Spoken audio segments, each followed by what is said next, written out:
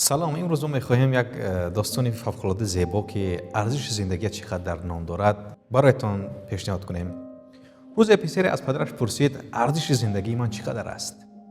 پدر به جای پاسخ دادن به سوال یک تیکه سنگ به پسرش داد و به او گفت به بازار بره و آن را بفروش.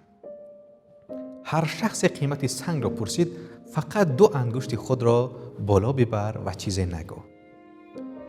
پسر به بازار رفت و سنگ را به فروش گذاشت که زن با او نزدیک شد و گفت قیمت این سنگ چقدر است؟ من آن را برای باغچه خانه‌ام می‌خواهم. پسر طبق گفته پدرش چیزی نگفت و فقط 2 انگشتش را بالا برد. زن گفت $2 من می‌خرمش. پسر به خانه برگشت و به نزد پدر رفت و گفت که یک زن حاضر بود که این سنگ را به قیمت $2 از من بخرد. پدر گفت پسرم، حالا از تو میخواهم که این سنگ را به موزه ببری. هر کسی خواست که این سنگ را بخرد باز هم چیزی نگو و فقط 2 انگشتت را بالا ببر. پسر به موزه رفت و با مرد روبرو شد که میخواست سنگ را بخرد. مجددا بدون اینکه چیزی بگوید فقط 2 انگشتش را بالا برد.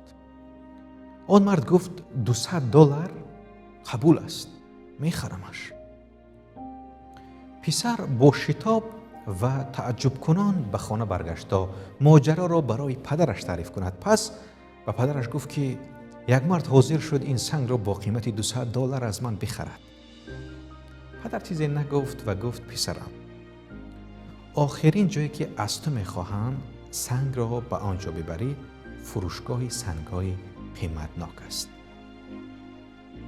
به صاحب مغازه نشین بده ولی چیزی نگو و اگر صاحب مغازه قیمتش را پرسید فقط 2 انگشتی خود را بالا ببر، دیگر چیزی نگو.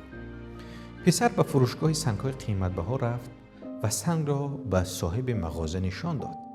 مغازه‌دار از پسر پرسید این سنگ را از کجا پیدا کردی؟ این یکی از نایابترین سنگ‌های دنیاست. ارزشی خیلی زیاد دارد. باید آن را بخرم.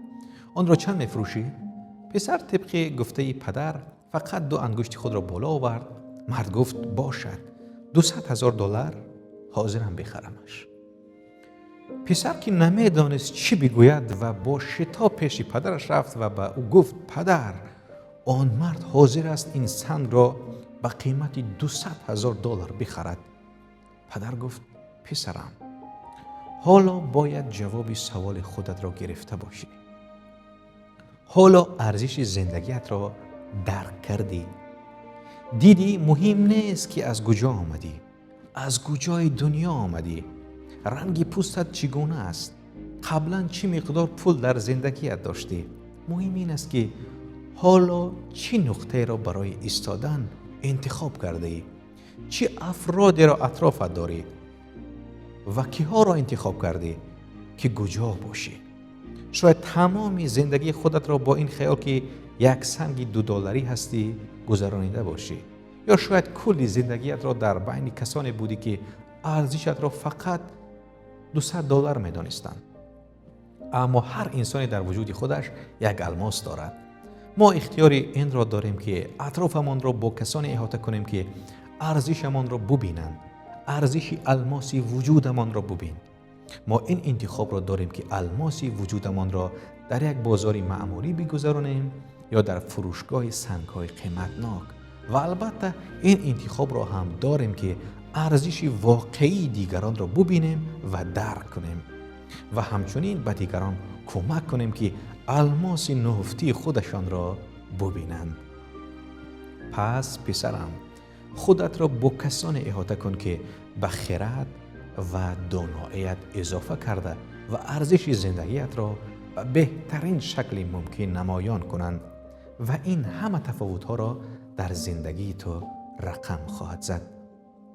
خلاصه این داستانی آوردیم ما این است که دوستی پرقدرت و پرتوان من، تو میتوانی اطرافت را با آدم‌های پر کنی که ارزش تو را فقط و فقط $2 بدانند، یا انتخاب کنی که اطرافت کسایی باشند که ارزشت را $200,000 بدانند.